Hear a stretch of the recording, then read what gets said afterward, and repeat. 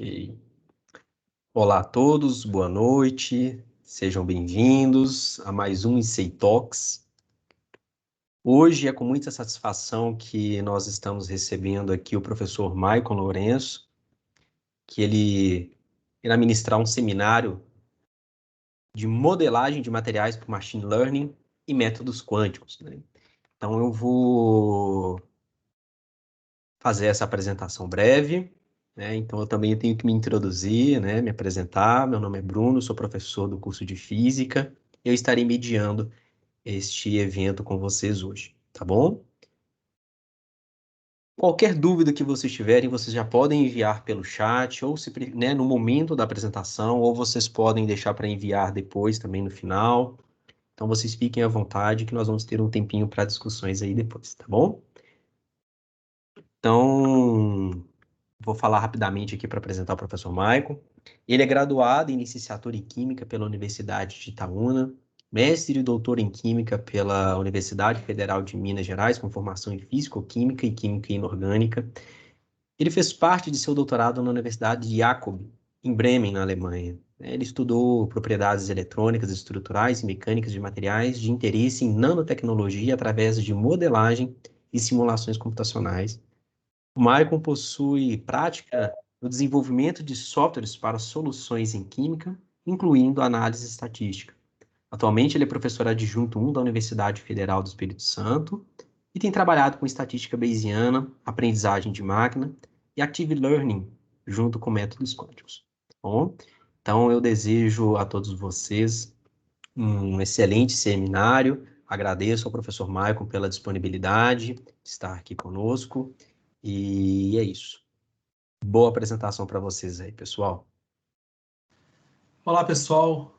Muito boa noite a todos aí. Obrigado aí, Bruno, pela apresentação, né?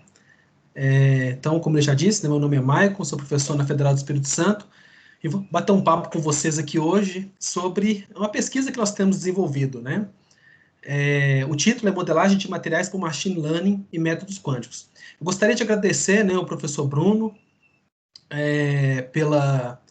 pelo convite, né, e toda a equipe da PUC também.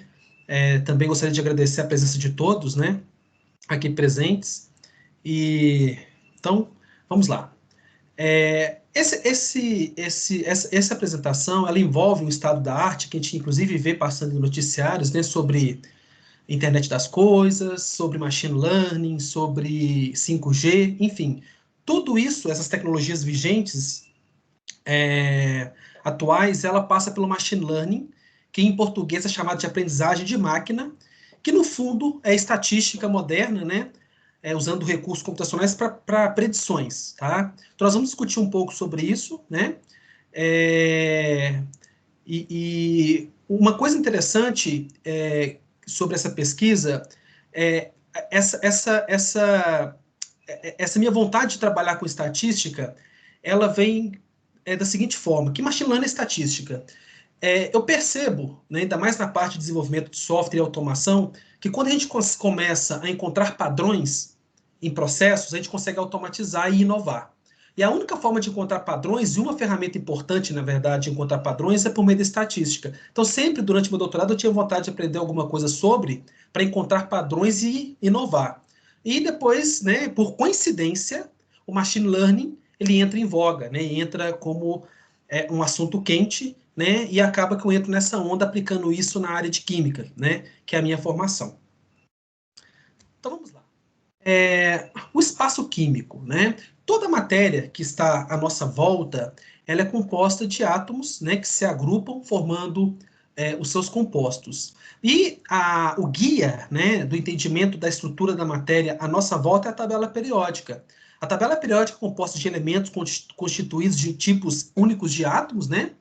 E quando você combina esses elementos, você tem os compostos. Então, se você combinar todos segundo uma pesquisa na Nature, né, publicada em 2014, sobre espaço químico, se nós considerarmos o espaço químico de possibilidade de moléculas orgânicas, que são aquelas moléculas que são responsáveis por grande parte dos fármacos à nossa volta, né, que a gente usa, né, e tal, né, que promete, né, e tem um fim, né, médico e de qualidade de vida, o espaço químico de moléculas orgânicas, não somente para a parte de medicamento, mas para tudo, né, polímeros, etc., plásticos, o espaço químico é de 10 a 60, né, combinando carbono, oxigênio, nitrogênio, halogênios.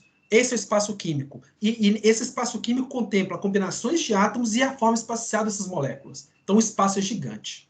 Então, é você colocar uma agulha num palheiro, né? Como é que você vai buscar uma molécula ideal para certa finalidade? A estimativa de quantos novos materiais podem ser formados pelos elementos químicos, usando leis de valência química e reatividade, é desafiador. E muitos estudos mostram que o número possível de materiais, englobando agora toda a tabela periódica, não apenas os compostos contendo carbono, nitrogênio e hidrogênio, que são os orgânicos, o espaço químico é de 10 a 1000. Desculpa, de 10 a 100. Para todos os propósitos, o número de possíveis materiais, moléculas, a se obter, a se sintetizar, a se estudar, é quase infinito, né? Aí vem, olha para vocês verem que interessante essa analogia. Nós temos aqui a massa do universo, tá? Ela é da ordem de 10 elevado a 53 quilogramas. Se nós considerarmos que esse universo é feito apenas de átomos de hidrogênio, né, como de fato é, né, porque grande parte do universo é composto de estrelas que são feitas de hidrogênio, o número total de partículas do universo seria da ordem de 10 a 79, ainda menor do que o espaço químico, né? Aí eu tenho uma frase que eu falo, essa frase foi eu que coloquei ela, que ela diz assim: como lidar com o infinito sabendo tão pouco do finito, né? E aí que entra esse estado da arte chamado de aprendizagem de máquina, ou machine learning, ou aprendizagem estatística. Nós temos aqui, né, por exemplo, esse jogo é chamado Go, é um jogo centenário, talvez até milenar, chinês, e a equipe chamada Deep, deixa eu me lembrar aqui o nome da empresa, esqueci, acho que é DeepMind, isso. É uma empresa que agora o Google comprou. A empresa DeepMind e sua equipe, eles conseguiram fazer, usando machine learning, redes neurais, eles conseguiram fazer com que um algoritmo de machine learning conseguisse aprender esse jogo e ainda ganhar do maior jogador de Go de todos os tempos, é um sul-coreano. E eles conseguiram isso. E o espaço de busca, tá? Ele é gigantesco. Ele é gigantesco. Então, essa foi uma inovação que eles fizeram no ano de 2016 e foi publicado na revista Nature, né? O resultado dessa pesquisa que culminou, né, nesse avanço da máquina, conseguindo ganhar um grande mestre desse jogo Go. E o espaço de busca de possibilidades de jogadas desse jogo Go, ele é muito maior do que o xadrez, tá?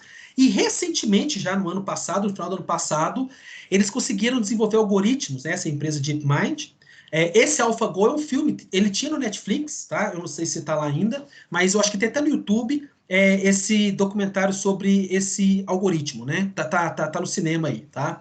Tem um documentário sobre isso. Então, essa empresa também, né? Eles conseguiram desenvolver algoritmos de machine learning, que é um subconjunto da inteligência artificial. Quando a gente fala em inteligência artificial, você pode pensar em machine learning, com seus algoritmos, em algoritmos genéticos, etc. E eles conseguiram propor métodos para se elucidar estruturas de proteínas, que é muito importante, né?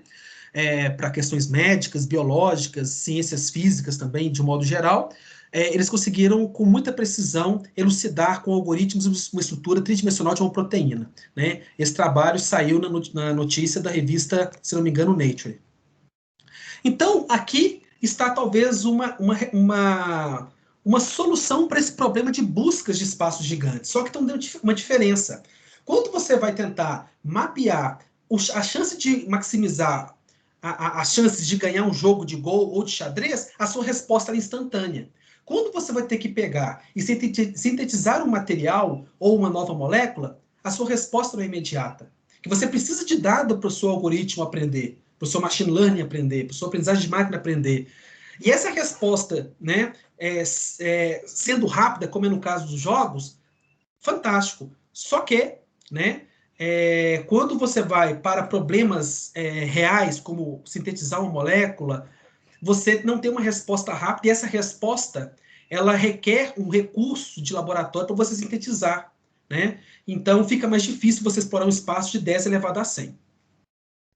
Bom, então aqui eu vou apresentar, como resultado da pesquisa, dois problemas que nós aplicamos o Machine Learning na área de materiais. Tá? Tudo que está à nossa volta é material. Você tem os materiais sólidos, né? Que são materiais que eles se comportam periodicamente. Você consegue encapsular isso numa caixinha e transladar por todo o infinito para você descrever o seu todo. São chamados de materiais cristalinos, e você tem, como veremos, os clusters. Então, aqui nós temos esse material, tá? Esse material aqui, representado, esse azul são átomos de ferro, tá? Esse vermelho são átomos de oxigênio, e esses menorzinhos aqui são átomos de hidrogênio. Esse material é chamado de guetita. Aí o que acontece? Eu quero substituir, tá? Colorir, né? Que significa uma substituição, esses átomos azuis grandes de ferro por átomos, por exemplo, de alumínio, que seriam esses amarelinhos ou verdes claros aqui. Né? Aí a questão é, qual que é o espaço químico? Qual que é a possibilidade combinatória? Esse é um problema combinatorial. Se nós temos 96 átomos no total e 24 átomos azuis, que são esses átomos de ferro, né? Se eu quero substituir 3 alumínios, que são essa configuração, por exemplo, aqui é uma delas, você vai ter 2.024 possibilidades. Tá? Então, o que acontece? A gente quer fazer o seguinte, a pergunta nossa é, nós temos esse material, nós queremos modificá-lo. Isso se chama dopagem, que inclusive é importante para processos de semicondutores, que, por exemplo, está representado no chip, né, que faz o nosso computador funcionar, nos semicondutores. Então, eu quero modificar esse material. Só que eu quero usar modelagem, simulação química, né, quântica, para tentar prever ou predizer ou imaginar qual que vai ser a estrutura mais estável. Será que é essa combinação do jeito que está aqui? Ou se, em vez de colorir esse átomo aqui ou substituí-lo aqui, eu substituir esse daqui por alumínio? Qual que é a forma mais estável? A gente vai usar, aí que entra o título do seminário, né? Nós vamos usar métodos quânticos para nós modelarmos esses materiais. E a resposta dessa modelagem, ela é a energia total do sistema. Pelo princípio variacional lá da física, quanto menor for essa energia como função dessas dopagens, né, no seu espaço combinatorial que eu já apresentei, quanto menor for a energia, né, você vai ter uma estrutura que a gente interpreta, né, como sendo a mais estável. Então você tem que realizar essa busca. Só que o espaço é de 2024. Nós teríamos que fazer 2024 cálculos computacionais em supercomputadores. Isso é muito caro. Será que a estatística pode nos ajudar nisso?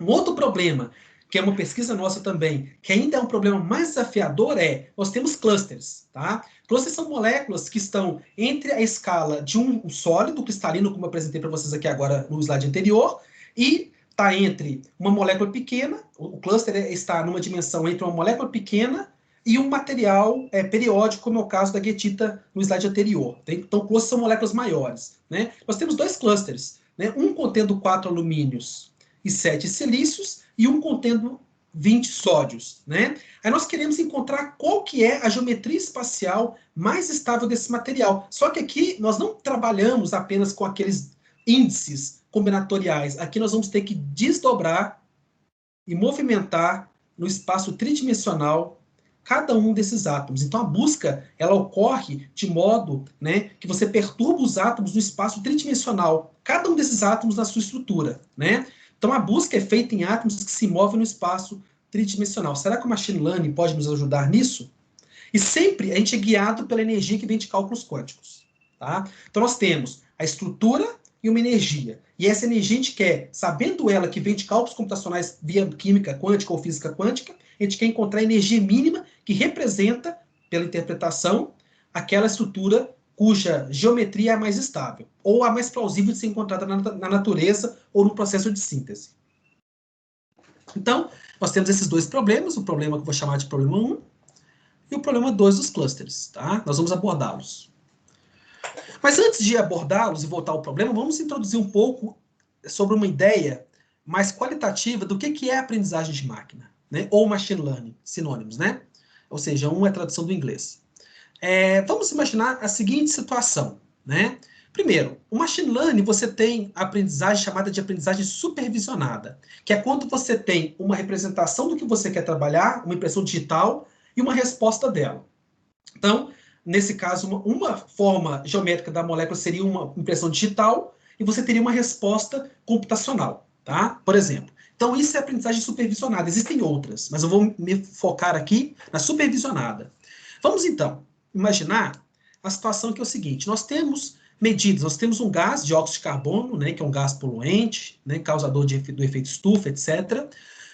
E vamos imaginar que você faz medidas do gás variando a pressão e o volume. Então, você vai variar a pressão nesta faixa, você vai ter medidas nessa condição de pressão, 1, 2, 3, 4, 5 condições, e volume nessas condições. E você vai ter como resposta a temperatura. Então, você mexe na pressão e no volume do gás, digamos, num pêndulo, né? E você vai ter um termômetro que te indica qual é a temperatura na escala Kelvin, por exemplo. Tá? Então, para a gente modelar isso com machine learning, dentro do contexto de aprendizagem supervisionada, a pressão e o volume seriam as nossas variáveis que a gente chama de descritores. E T é a nossa função de resposta, ou também chamada de função objetiva. Tá? Então, se eu pegar apenas esses 5 dados e criar um modelo de regressão nessa superfície multidimensional, que vai ser um problema de 3 dimensões, 1, 2, 3, eu vou ter o quê?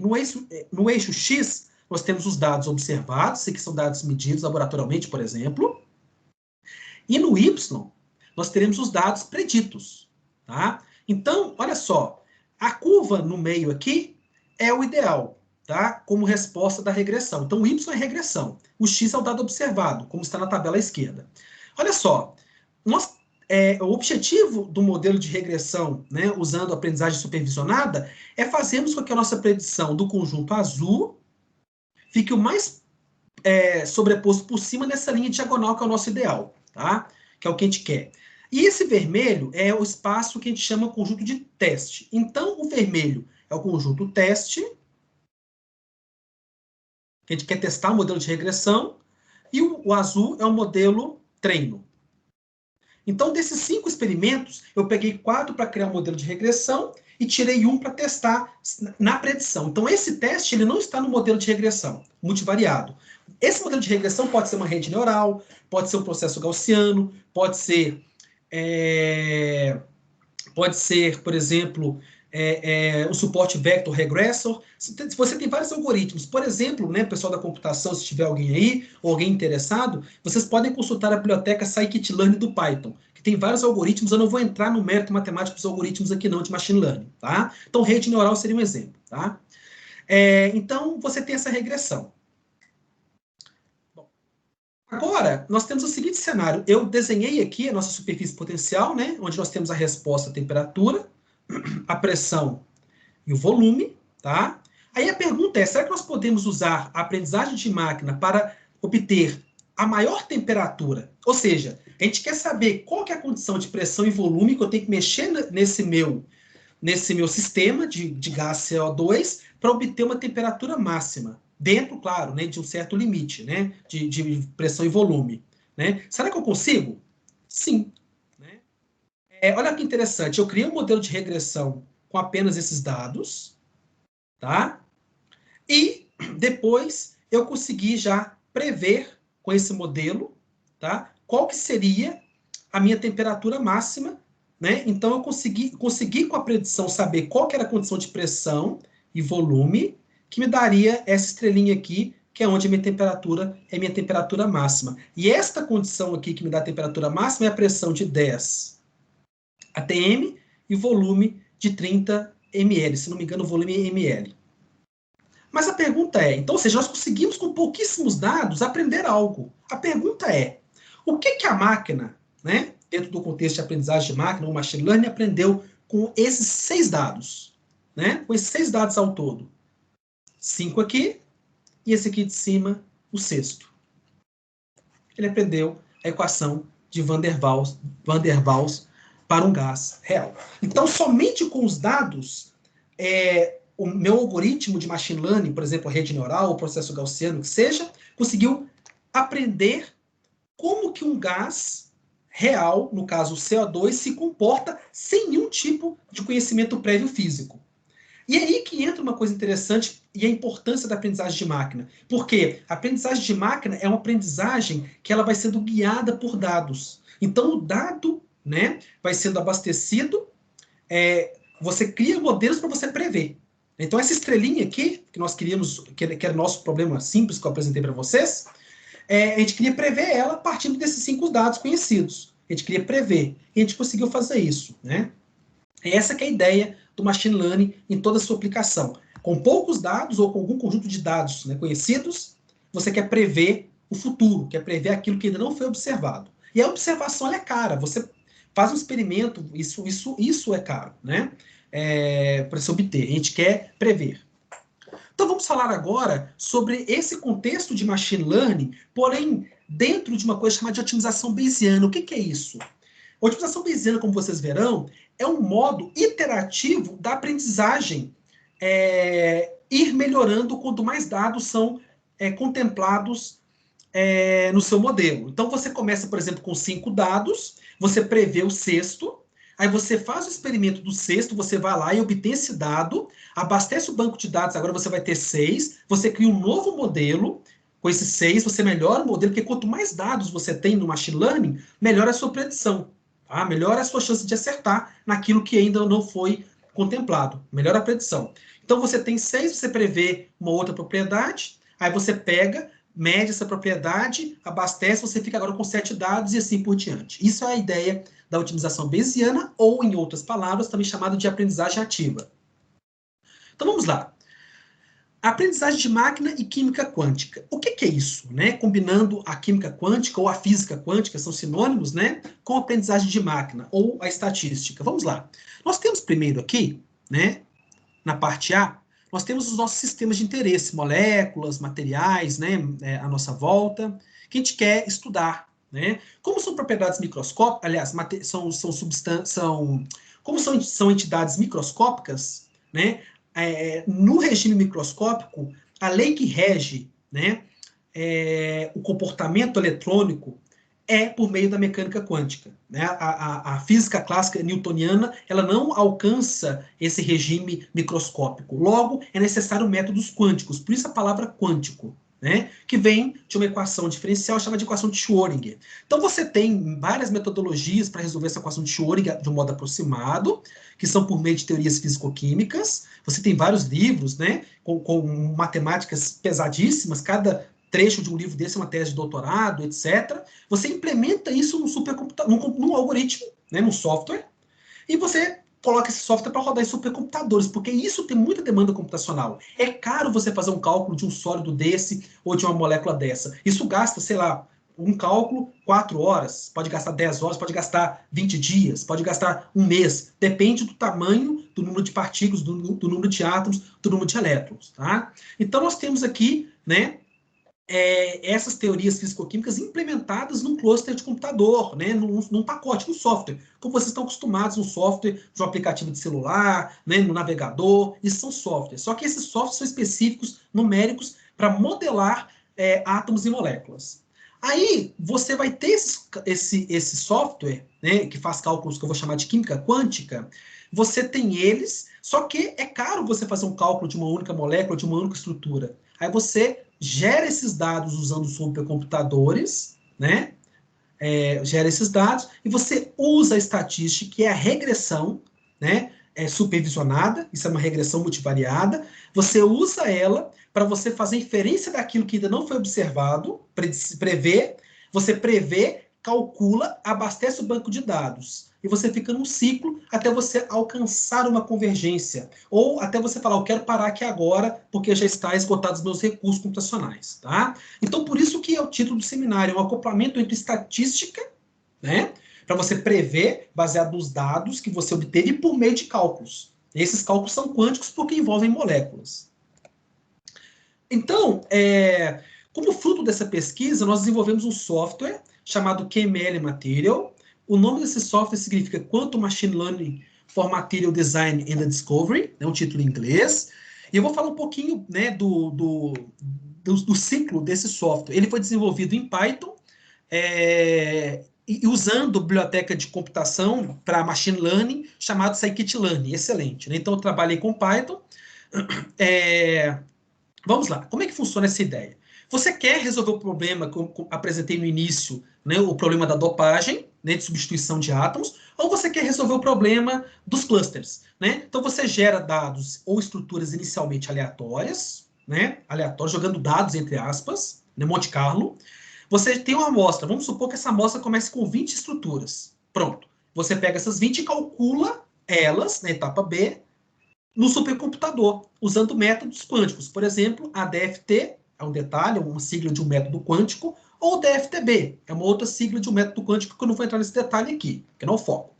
Aí você obteve os 20 dados. Você pega e usa esses 20 dados para você fazer a predição. Você cria um descritor e correlaciona esse descritor com as 20 energias que você obteve para essas 20 estruturas iniciais. Aí você pega, nesse momento que você toma decisão. Com esse modelo de regressão em mãos, você toma decisão. Tá? Você tem duas formas de obter essa decisão. Você pode aplicar o seu modelo de regressão nas moléculas que não foram observadas ainda, apenas por meio da predição, ou você pode computar a incerteza. A incerteza são esses desvios padrões aqui, tá? Essas barrinhas. Se você usa essa incerteza junto com a predição, a gente tem uma função chamada de função, uma função de aquisição, que você usa ela, que você contempla a incerteza da sua predição, né? Juntamente com a sua capacidade de predição, para você ter uma função que vai te dizer, olha, eu tenho 20 aqui inicial, que eu conheço ela e criei meu modelo de regressão. Agora, eu tenho mais 2.000 que eu quero observar. Aliás, eu tenho 2.000, por exemplo, comecei com 20, mas o meu espaço ainda não observado tem 2.000. Essa função vai ser calculada para esses 2.000, e você pega, nesse espaço de 2.000, não calculado, não observado pelo computador ainda, não feito o cálculo, você pega e calcula essa melhoria esperada, e aquela estrutura nesse espaço de 2.000 que tiver a maior melhoria esperada, que esse aqui, chamado de melhoria esperada, você pega essa estrutura que vai ter maior valor e fala, agora eu vou calcular. Então você faz esse ciclo. Né? Então você fala o seguinte, eu quero pegar os 5 maiores valores nesses 2.000 dessas melhorias esperadas. Aí eu vou fazer, então, o meu próximo banco de dados vai ter mais 5, eu calculo esses mais 5 aqui, né? Aí agora eu crio um novo modelo de regressão, só que agora com 25. Aí eu faço 25, como eu tenho mais dado, eu melhoro a minha regressão multivariada, faço predição, agora eu vou ter, né, 1.995 em vez de 2.000, calculo essa melhoria esperada, pego mais 5 e vou fazendo. Aí vai 20, 25, 30, 35, 40, 45, até um certo ponto que eu consigo obter a minha estrutura de menor energia, que equivale àquela, né, que elucida a minha estrutura. Né? Então, essa que é a ideia desse software QML Material, ele é totalmente automatizado. Ele faz interface com outros softwares, etc. Vou falar brevemente sobre o algoritmo genético, que é um outro algoritmo, né, de otimização global. Ele é um pouco diferente, ele não usa regressão, mas também ele é considerado um algoritmo de inteligência artificial. Você tem algumas diferenças. Você tem uma população inicial, uma amostragem, por exemplo, com 20, que a gente chama de população. Você faz os 20 cálculos DFT ou DFTB, que são cálculos quânticos, é bem análogo ao ciclo anterior. Né? Aqui, você vai fazer o seguinte, dessas 20 moléculas, você vai pegar, por exemplo, metade das melhores energias. Vamos supor que seja metade, no caso aqui metade é 10, e você vai começar a fazer operações no espaço tridimensional, misturando as estruturas moleculares. Então, por exemplo, você passa um plano numa estrutura e pega essa parte aqui de cima, que a gente vai chamar de parte do pai, e pega a parte de baixo aqui, que é a parte da mãe. Você junta essas duas aqui e obtém um filho. A ideia do algoritmo genético é exatamente isso. Você cruza ou muda, né, os seus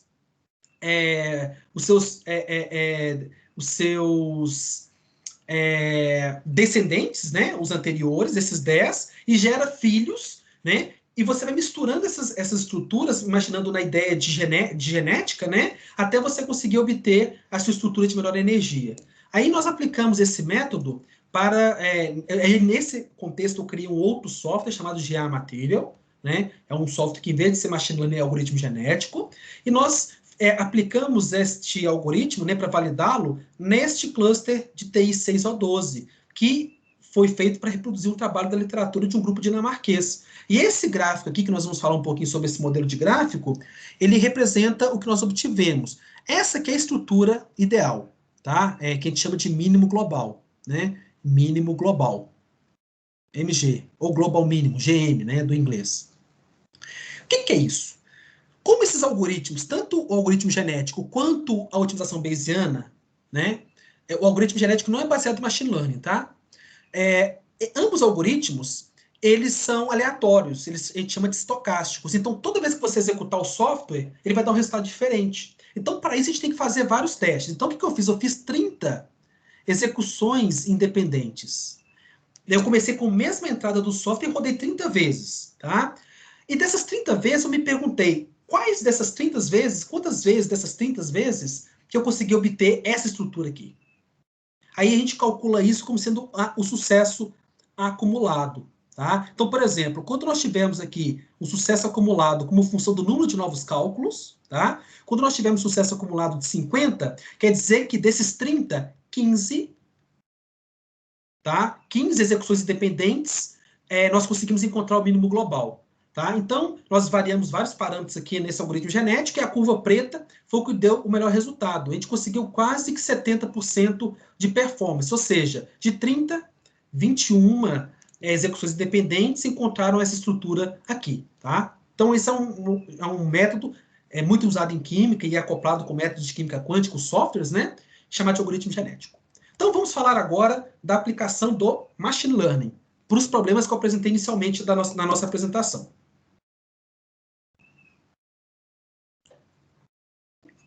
Então, esse trabalho foi publicado numa revista, né, chamada Journal of Molecular Modeling. Foi publicado no ano passado, onde nós aplicamos o método de otimização bayesiana, também chamado de design, né, adaptivo ou active learning, são sinônimos, tá? E o tema é estrutura e estabilidade da guetita modificada. É aquela ideia, né? Qual que é a ideia? Nós temos aqui uma estrutura, nós temos aqui esse marrom, os átomos de ferro, e eu tenho interesse em substituir esses ferros por alumínio. Só que eu tenho 24 sítios de alumínio. Se eu for substituir, desculpa, eu tenho 24 sítios de ferro. Esse é o meu problema.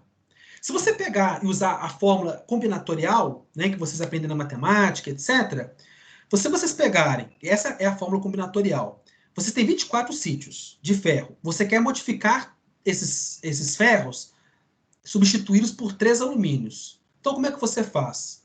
Você vai ter no numerador 24 fatorial, dividido por 24 menos 3. 24 são os átomos de ferro, 3 são os átomos de alumínio que você quer substituir, e multiplicado por 3 fatorial, que são os 3, né, átomos de alumínio.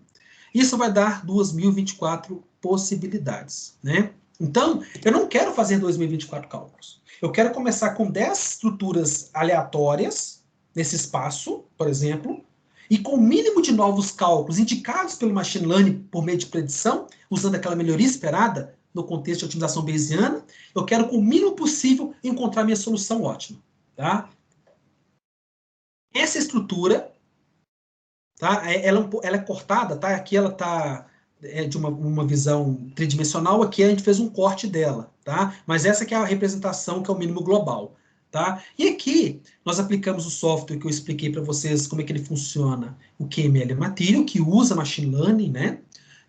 Algoritmos supervisionados. Nesse trabalho nós usamos rede neural, né? Neural Network, nós usamos. Tá? E nós usamos, então, o seguinte, nós temos aqui a energia, que vem dos cálculos quânticos, que eu expliquei para vocês, os supercomputadores, e aqui no eixo X, nós temos o número de novas avaliações. Meu espaço é de 2024, um espaço de busca completo, né, dentro da combinatória, né, que eu mostrei para vocês, no combinatorial aqui. Aí nós usamos descritores, nós temos que descrever essas posições no espaço de dopagem. Se eu quero modificar, por exemplo, esse átomo aqui e esse átomo aqui, que são 3, né, alumínios, por exemplo, eu tenho que ter uma representação disso, porque o machine learning, ele precisa, lembrando lá do problema da pressão e do volume dos gases, que é o problema mais simples, nós temos que ter uma representação estrutural. Isso a gente chama de descritor estrutural. A gente criou alguns descritores, usamos algumas bibliotecas da literatura, nós usamos dois. O Distance, que foi o que eu criei, eu inventei, na época eu estava ainda aprendendo Machine Learning, e a performance dele é esse vermelho. Quer dizer que, começando com 100 estruturas iniciais, aleatórias, aqui eu comecei com 100, aleatórias desse espaço de 2024, com 700 novos cálculos eu consegui obter meu mínimo global. Aqui, né, cuja energia está aqui. Tá? Só que esse descritor, eu criei ele. Ele ainda teve uma boa performance.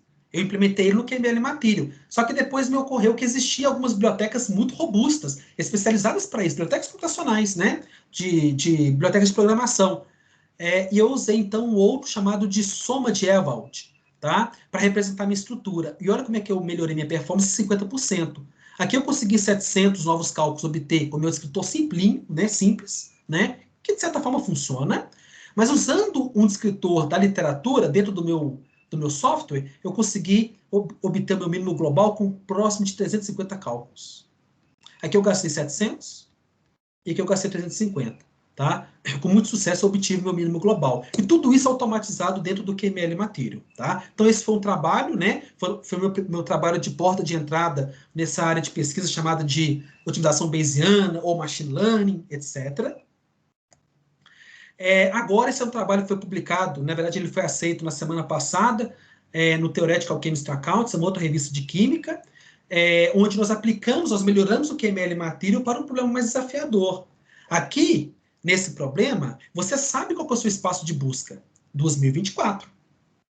Nesse problema aqui, o espaço a gente chama de contínuo. Aquele espaço lá anterior, de 2024, a gente chama de espaço discreto. Aqui nós aplicamos no espaço contínuo. Aí nós tivemos que pegar emprestado o algoritmo genético. Porque o algoritmo genético, você representa esses átomos aqui em coordenadas x, y, z. Cada um deles. Coordenadas no espaço x, y, z. Tá? Aí no algoritmo genético a gente tem que pegar e cortar isso aqui e juntar parte de uma estrutura com outra. Bem desafiador. A gente teve que fazer isso para a gente conseguir aplicar a otimização bayesiana, né, ou active learning, né, dentro do QML Material. Então, aqui nós temos vários testes, tá? Usando várias coisas aqui, eu vou explicar para vocês, onde nós aplicamos esse método, né, implementado no QML Material para esse cluster de alumínio 4, silício 7. Né? Nós temos 11 átomos aqui, 4 de alumínio e 7 de silício. Nós saímos de uma estrutura que era desse jeito, tá? Inicialmente, para chegarmos nessa daqui que é o nosso mínimo global. Tá? E aqui nós temos a nossa função acumulada. Foram feitas novamente 30 execuções independentes, tá? 30 execuções independentes. E nós usamos várias coisas. Por exemplo, nós usamos aqui, nesse preto, bolinha preto aqui, rede neural, tá? Nós usamos, por exemplo, nesse vermelho, que foi o que teve melhor performance, nós usamos processo gaussiano, GP, tá? Aqui é a busca aleatória, que a gente chama de random search, Monte Carlo. Então, se eu usar Monte Carlo, com 2.000 novos cálculos, tá? Começando com 20 estruturas iniciais, com mais 2.000 eu consigo encontrar com 38, mais ou menos, por cento de chance, dentro de 30, né? Ou seja, por volta aí de 12 em 30, eu consigo obter, em 30, apenas 12 encontrar o mínimo global, que é essa estrutura aqui, tá? E, para nossa publicação, os resultados são esses aqui, ó, da nossa publicação, até aqui. Daqui a pouco eu vou falar sobre isso aqui, tá? Então, o melhor resultado que eu obtive foi um sucesso acumulado de próximo de 70, ou seja, 21 estruturas, 21 execuções independentes. A gente conseguiu, em 21, em 30, obter esse mínimo global. Pronto. Só que a gente continuou desenvolvendo o QML Material, enquanto o trabalho estava lá. Levou 7 meses para o processo editorial, demorou bastante. Aí, enquanto isso, a gente continuou colaborando, esse trabalho é em colaboração com o pessoal do Canadá.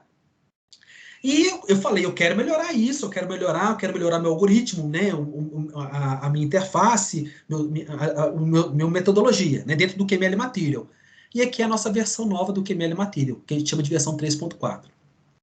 Olha como que nós conseguimos melhorar, basicamente dobrar a performance de obter o mínimo global, tá? é com a nossa nova versão. Além de reproduzirmos o nosso trabalho, que isso para mim é fundamental, né, dentro da ciência, além de reproduzir, eu melhorei. Isso não foi na publicação, tá? Porque não foi, tá? Porque isso aqui realmente foi um esforço para melhorá-lo dentro do algoritmo, né?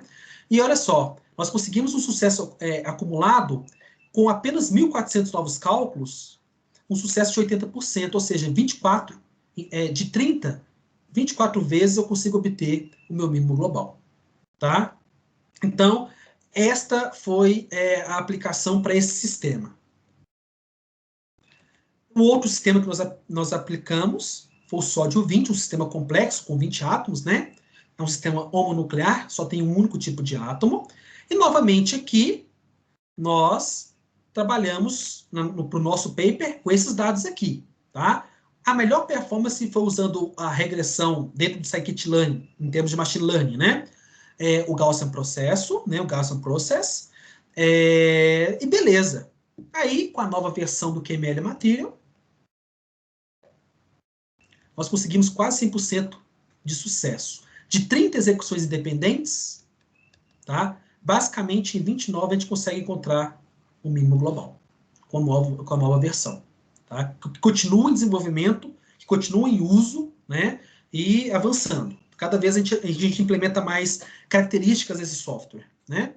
Então, esses foram os resultados, né, para a aplicação dessa metodologia para o desafiador problema de encontrar uma solução global numa superfície potencial multidimensional. A gente usa esse método de otimização bayesiana porque a gente usa a incerteza da regressão para a gente tomar a decisão, na medida que mais dados são obtidos, nós vamos melhorando a qualidade da regressão e aumentando a probabilidade de encontrar o nosso mínimo global.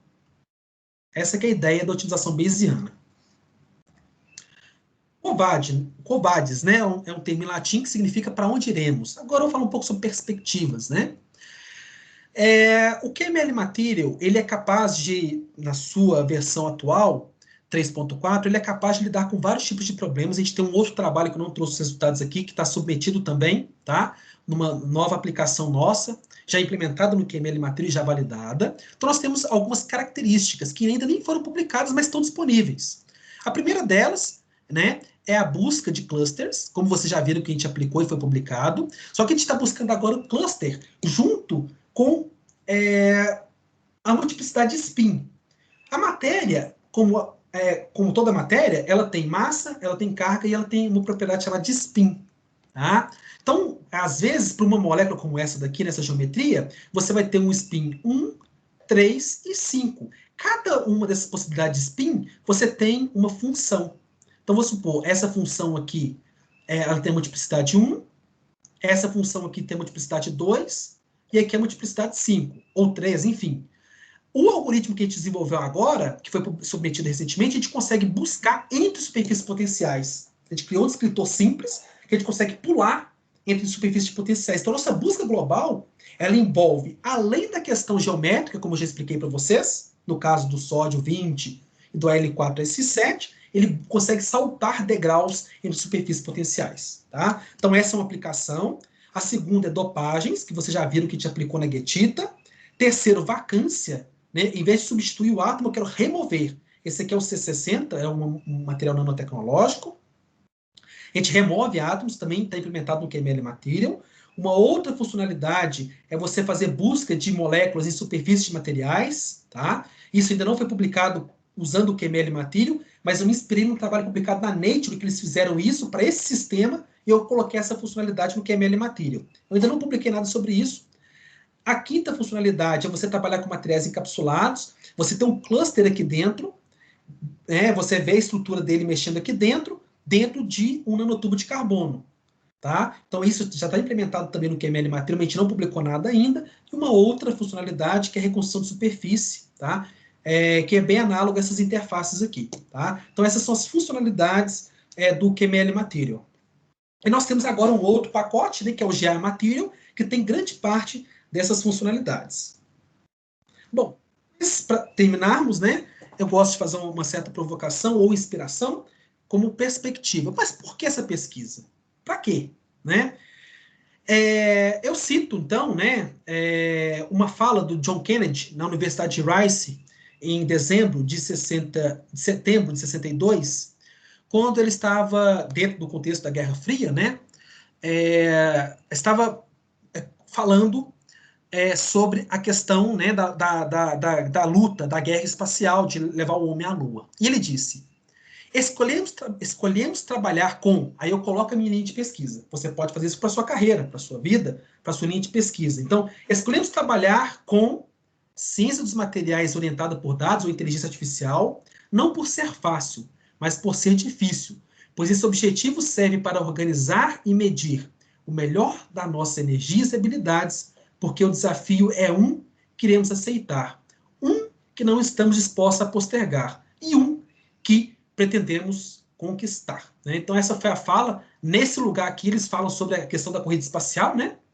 Eu coloco, né, a minha pesquisa aí, vocês também poderiam colocar na carreira de vocês, tá? Então, é isso. Muito obrigado aí pela paciência, né? Pela palavra, pela discussão.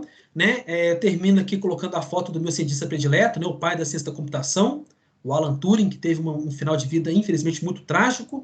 E aqui, né, uma brincadeira, né, minha filha, quando eu estava programando o QML Material um certa manhã, né, ela pegou o computador e começou a brincar, né? Eu peguei e tirei essa fotinha dela aqui, né? Ela, tipo, né, já novinha programando, né? Mas é brincadeira, tá? Muito obrigado a todos vocês aí.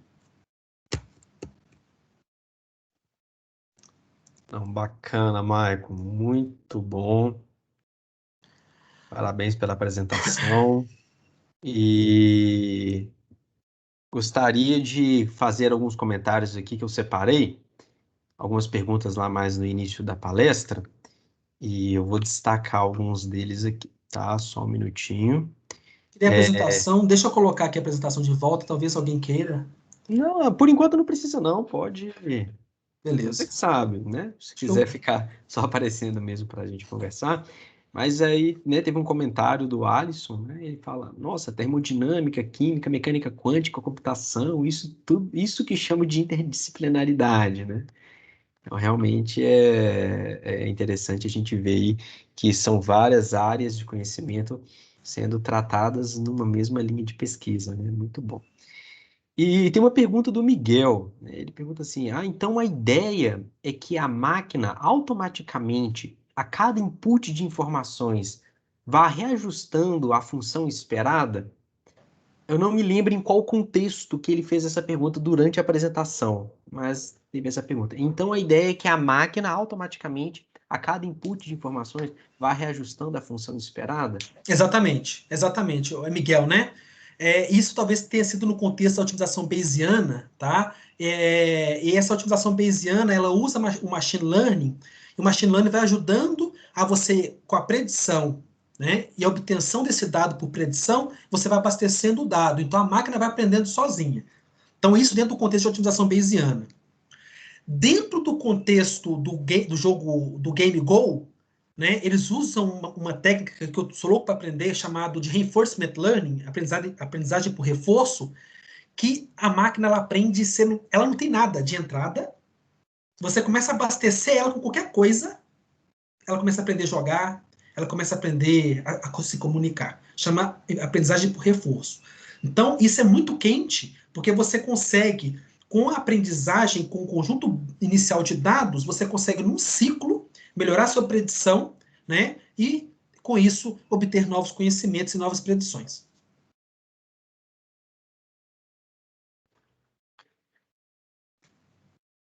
Bacana, o Miguel falou que entendi, muito obrigado. É, Teve um comentário aqui do Gabriel, né, que ele queria deixar uma pergunta. Você quer fazer a pergunta ainda, Gabriel? Eu não sei se ele se encontra ainda. Deixa eu ver aqui. Se você quiser fazer pergunta, fica à vontade aí, tá? Ah, tá. Tem alguns outros comentários aqui também. Ok. O Gabriel fala assim: será que algum dia os processos quânticos para a simulação de células proteicas através do método de redução objetiva orquestrada pode ser viável na neurociência na aproximação da consciência como objeto de estudo? Talvez, assim, essa parte, né, ainda mais envolvendo essa parte de neurociência, uma pergunta complexa, não é minha especialidade, né, mas tudo indica que o futuro é a gente conseguir aprender cada vez mais com esses modelos de padrões, né, ou seja, a estatística quer pegar padrões, né, então, se a gente conseguir ter acesso a dados, e hoje a máquina consegue aprender apenas com os dados, pode ser que no futuro a gente consiga, tá, com certeza, né. Ah, bacana. Tem um comentário aqui também da Samira. A Samira, ela fala assim, muito bacana sua pesquisa e sua aplicação no machine learning para a química quântica. Obrigada por apresentar o seu trabalho. As explicações foram muito didáticas e simples. Eu trabalho com machine learning no meu trabalho de doutorado, onde trabalho com previsão de radiação solar para sistemas fotovoltaicos. E a Samira já complementa com uma pergunta, né? Professor, por que você escolheu o Python como linguagem e não o R? Ah, porque assim, porque na verdade eu sou apaixonado com Python, tem uma questão de afeto, né? Que não tem como explicar. E eu já sabia, já tinha trabalhado com Python no meu doutorado, mas sem ainda a parte de estatística, né? Que é o machine learning, no caso, né? E eu continuei, né? Com o Python. Só que o R, eu não sei nada de R, eu tenho vontade no futuro de aprender. Mas aquele trabalho que eu mostrei para você de otimização bayesiana, a história é interessante, porque a minha inspiração de trazer essa linha de pesquisa para cá, inclusive para o Brasil, eu acho que pouca gente trabalha, ou quase ninguém trabalha com isso no Brasil, pelo menos aplicado em química e física, a nível molecular. Ninguém trabalha, eu acho. Tá? Inclusive no mundo são poucos. Está começando agora a surgir os artigos, né? Nessa otimização bayesiana. O trabalho que eu me inspirei foi um trabalho publicado na Nature, onde o autor trabalhou com R. Aí eu fiz uma engenharia reversa da metodologia dele, só que em Python, né?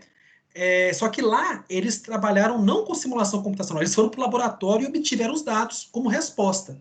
E no meu caso eu fiz para a química teórica. Então eles foram experimentalistas e estatísticos, né? Especialistas em machine learning com R. Eles trabalharam com R e eu trabalhei com Python, só que para outros problemas, tá? Mas o R entra em algum momento aí, mas eu nunca trabalhei, tenho vontade de aprender, tá?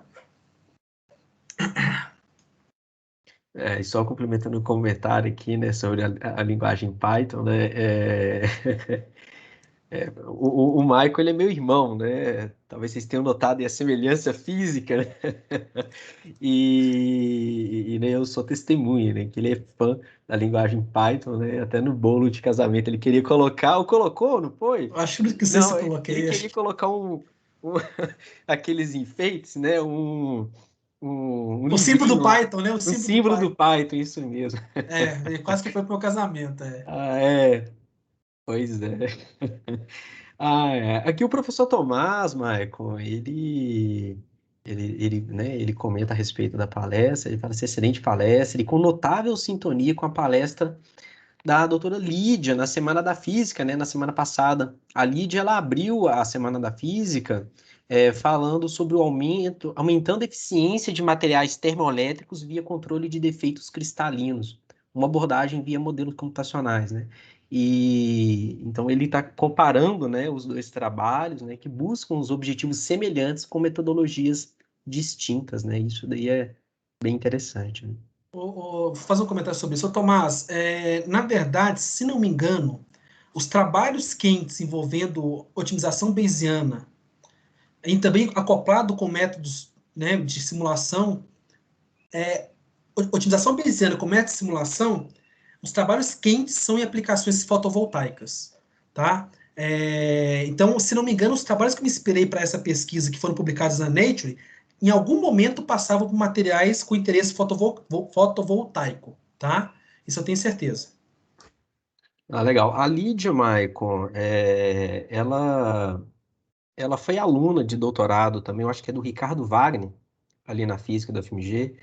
Então, é o pessoal que tem né, um trabalho nessa área de DFTB também. Então, né, tem essas sobreposições aí, né? Ah, o Arthur falou sobre linguagem de programação e eu aqui sofrendo com o básico do Excel. Ai, ai.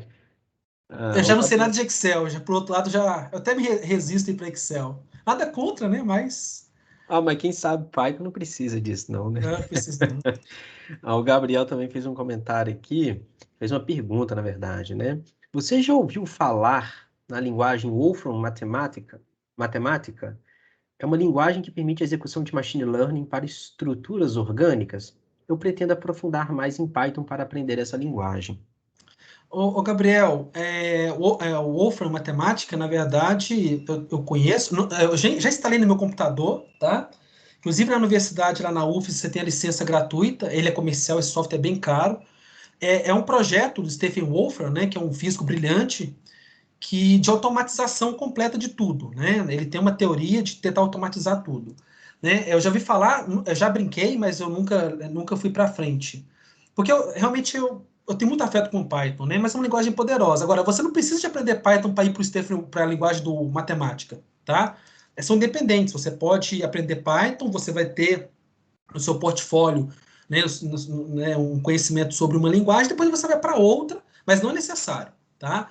E o matemática ele é bem mais alto nível do que o Python, inclusive, tá? Então eu conheço sim a linguagem, conheço inclusive já assisti várias palestras do Stephen Wolfram, que é o criador dessa linguagem, né? Ele é físico, né? Então eu não sei se é necessário, tá?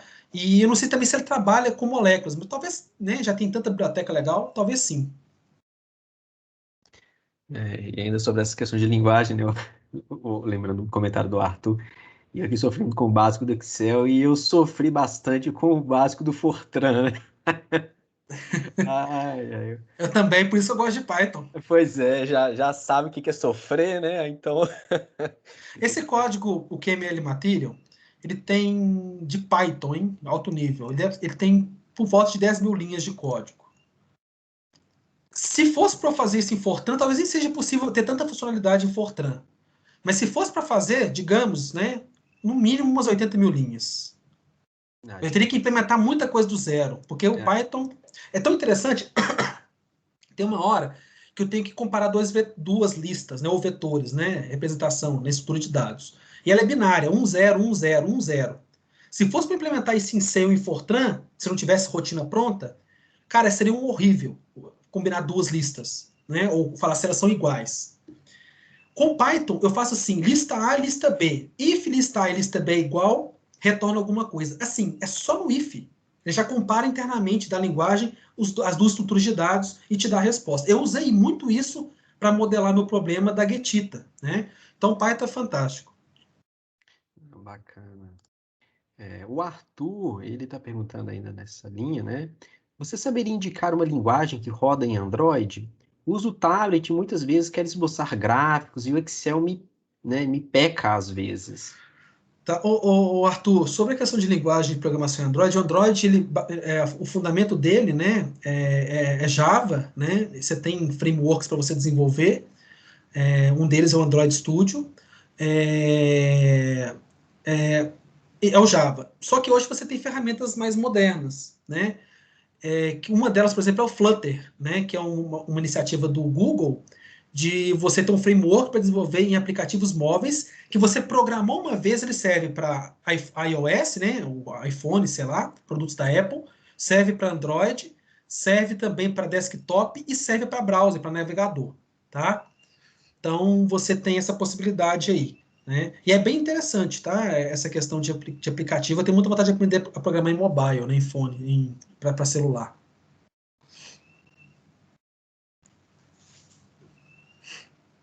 Bacana. A Joyce, né, que é a chefe do Departamento de Física e Química, que também foi, né, orientada pelo Ricardo Wagner, lá foi colega de trabalho, de pesquisa lá da Lídia. Ela fala: parabéns, Marcos, sua palestra foi muito didática, muito obrigada. Então, Obrigado. o Arthur também ele agradeceu aqui.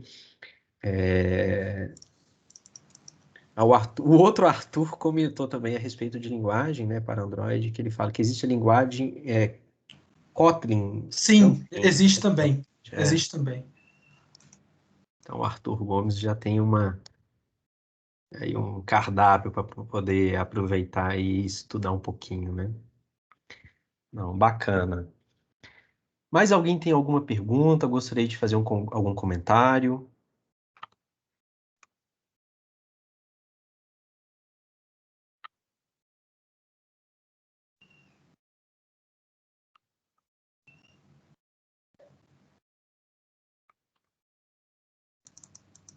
Tranquilo.